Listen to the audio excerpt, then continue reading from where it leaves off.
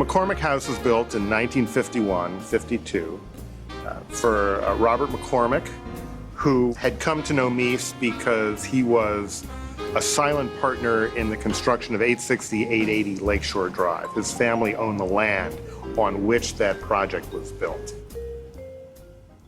Mies van der Rohe was an architect in Germany before World War II and emigrated to the United States in 1937.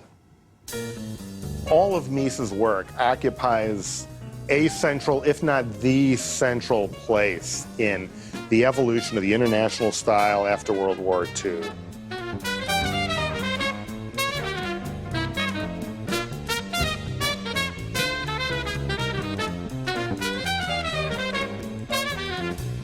The most famous Miesism is less is more. His work was simple, extremely balanced and elegant, very refined in detail. Mies van der Rohe probably would not accept that what he did was stylistic. For him, it was pure architecture. He was a very highly regarded, young, edgy, conceptual architect in Germany. He was really interested in what new technology, new ways of living, urbanism, the way that contemporary industrial and social life could be captured with contemporary architecture.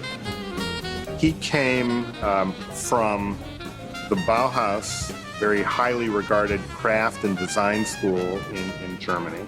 It wasn't just an architecture school. It dealt with architecture as part of a continuum that started with furniture and jewelry design, textiles, as well as painting and sculpture, graphic design.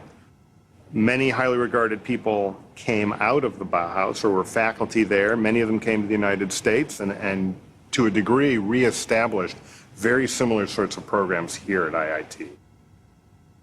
Of course, there wasn't much work he got here. It was still the Depression here in the United States.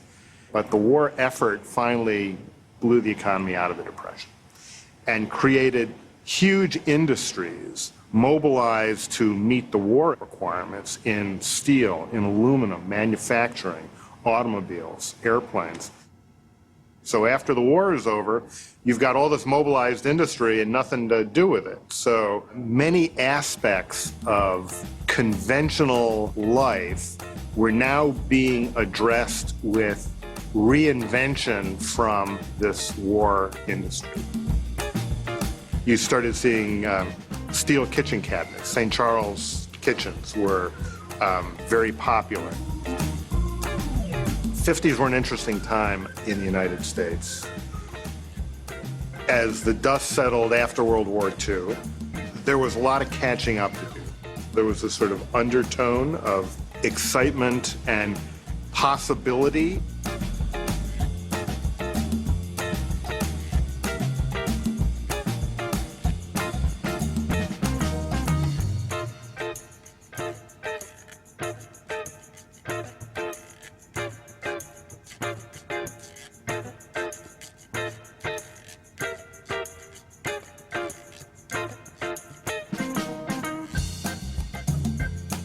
One of the major trends happening after the war was the explosive growth in the suburbs. People were coming back, they were having families. Suddenly there's a population boom, coupled with the new mobility of automobiles being even more economical and available, another byproduct of the ramped up war effort, retooled to meet domestic need, led to a huge amount of social mobility.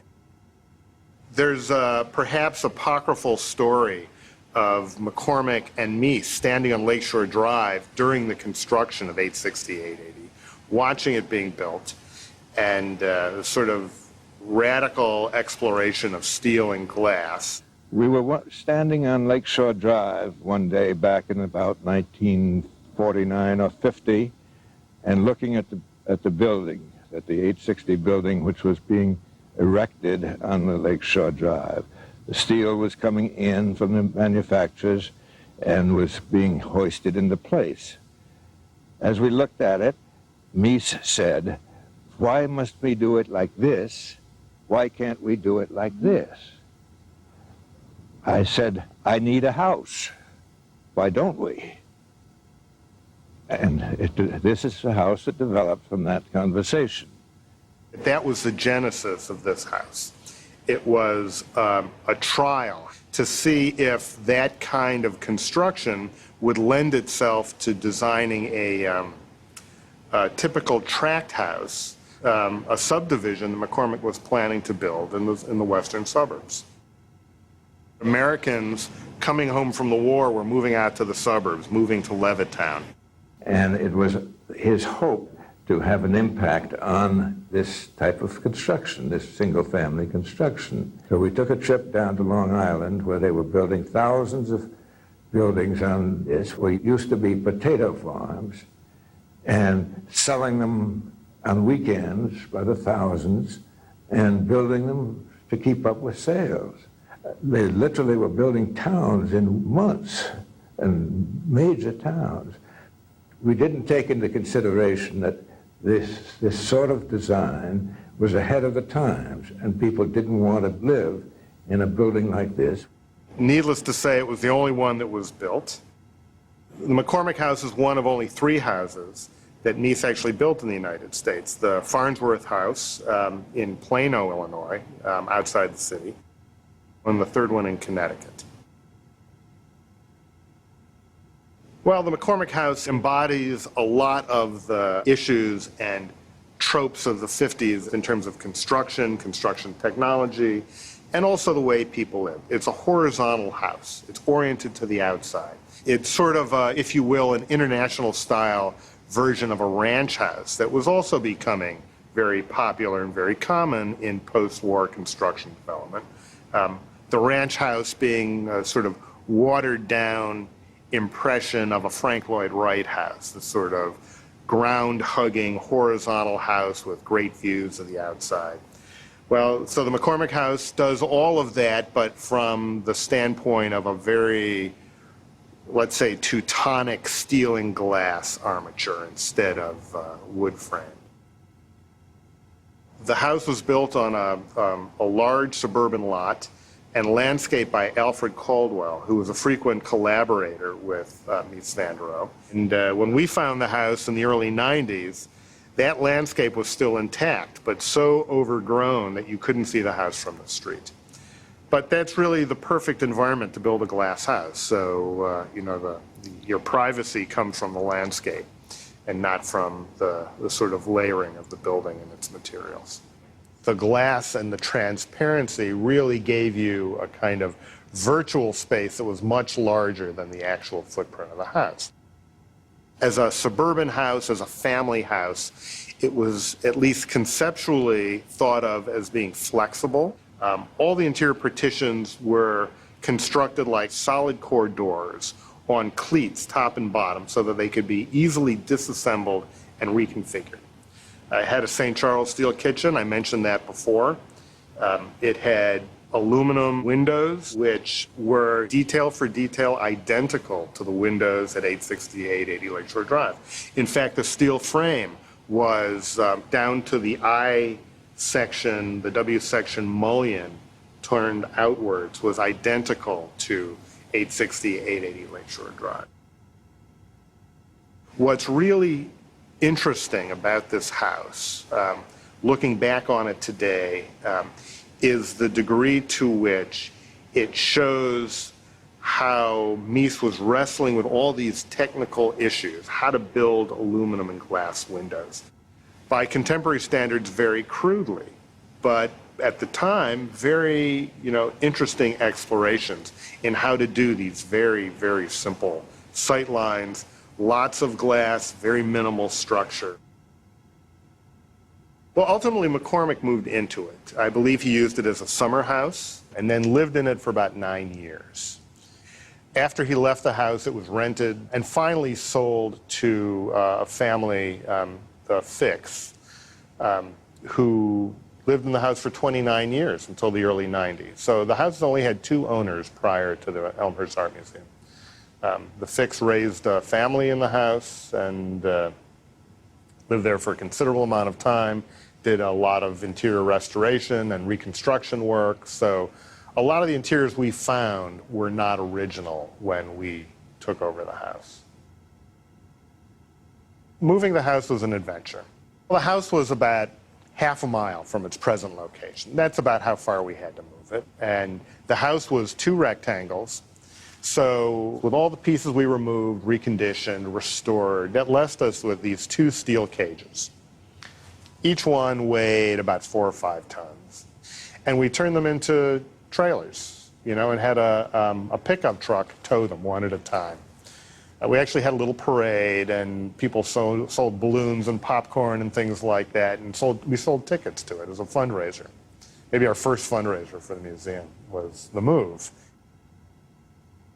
Eleanor King Hookham was the director of the Elmhurst Fine Arts and Civic Center Foundation, which was the precursor organization of the museum, the Elmhurst Art Museum. The institution existed and predated the museum, but it was always her dream to build a proper museum in downtown Elmhurst. And I am pleased to introduce to you that expression of love, that community spirit of Elmhurst, that representative of bringing our community together, Eleanor Hookham.